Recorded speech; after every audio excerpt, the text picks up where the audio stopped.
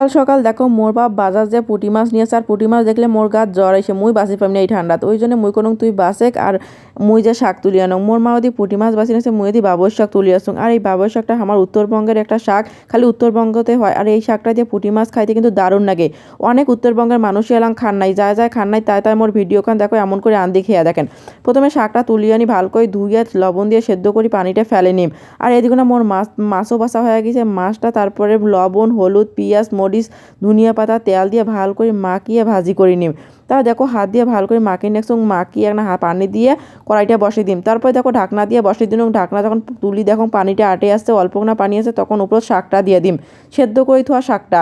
তারপর শাকটা দিয়ে ভালো করে মাছগুলো ওলটপালট করে নাড়িয়ে কিছুক্ষণ ঢাকনা দিয়ে কড়াই উল্টে ভাজিয়ে যতক্ষণ পানি আসলো ততক্ষণ ওলটপালট করে ভাজুন যাতে পানি না থাকে তারপরে যে দেখুন নামে গরম ভাতের সাথে খাইবেন সেই স্বাদ কায় কায় খাইছেন না কমেন্ট করে জানাবেন যাই খান নাই তা একবার রান্না করে খাইবেন।